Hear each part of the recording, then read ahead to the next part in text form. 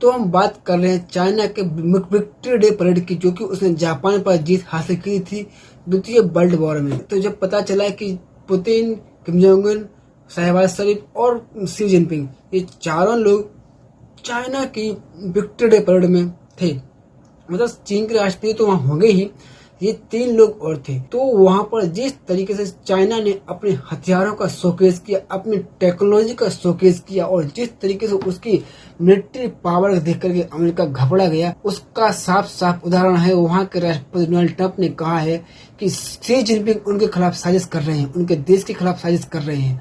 और ये बात देख करके अमेरिका घबरा गया है कि उसके अपोनेंट यानी उस वजह से बना हुआ चाइना, उसके पास इतने खतरनाक खतरनाक हथियार आ गए हैं। तो ये कोई छोटी बात नहीं है। चाइना अपने जो एक महान राष्ट्र, उसका जो वजन है कि 2035 तक इसको चीन को एक बहुत ही अच्छा बनाना है, नंबर 1 की मिलिट्री पावर बनाना है, और ताइवान का रीयूनिफिकेशन करना है। इसको लेकर अमेरिका अब डरा गया है। जिस तरीके से चाइना ने अपने हथियारों का शोकेस किया है, ये भाई अमेरिका के लिए बहुत ही डरावनी वाली बात है।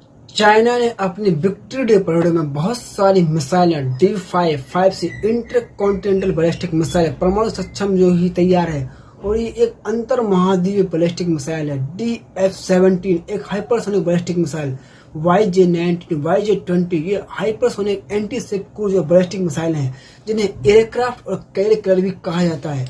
अन्य मिसाइलें YJ-15, YJ-17 और ऐसी बहुत सारी मिसाइलें उसने दिखाई हैं। ड्रोन माना रहे थे उसने अपने यान दिखाए हैं, वफादार बिंग बिंग ड्रोन, रोबोटिक भेड़िए, ये रोबोट माइंस हटाने, टोही अभियान और दुश्मनों के सैनिकों का पता लगाने से काम कर सकते हैं। और अत्यंत बड़े पानी के भीतर ड्रोन, ये टोही और निगरानी मिशनों के लिए उपयोग की जाने वाले ड्रोन हैं। लेजर और अन्य रक्षा टेक्नोलॉजी का उसने एक प्रदर्शन किया हुआ है। LY-1 laser air defence system, ये ड्रोन मिसाइलों को मार गिराने के डिजाइन किया गया एक जहाज आधारित लेजर हथियार है। वाहन माउंटेड लेजर तोप, ये कम और धीमे लक्ष्य को बेसर करने के लिए छोटे लेजर भी अच्छे दिखाए गए हैं। और अन्य प्रमुख जैसे कि HJ-6 बम वर्षक, यह लंबी दूरी के बम वर्षक का एक आधुनिक नौसैनिक उपकरण है, जो कि YJ-12 सुपरसोनिक एंटी-शिप मिसाइलों से लैस है। ये एक आर्टिफिशियल से चलित एक टैंक, इस परेड में उसने AI से चलने वाला एक टैंक भी दिखाया है। परमाणु ट्रॉयड, चीन ने पहली बार अपनी पूरी परमाणु ट्रॉयड, जल, जमीन और हवा से परमाणु हमला करने वाली रॉकेट फोर्स का भी उसने उद्घाटन, मतलब एक तरीके से प्रदर्शन किया है। और जिस तरीके से सिनेरियो बन रहे हैं, और चाइना जो चाहता है कि जल्द से जल्द वो ताइवान का रीयूनिफिकेशन कर ले और उसको लेकर कोई भी देश हल्ला ना कर पाए, वो उसने पूरा मतलब उसने अपना तैयारी कर ली है, और वो जल्द से जल्द ताइवान पर कब्जा करने के लिए हमला जरूर करेगा। तो इससे आपका क्या मानना है, चाइना की बढ़ती मिलिट्री ताकत से किस किस देश को खतरा है? क्या हमारे देश को खतरा है?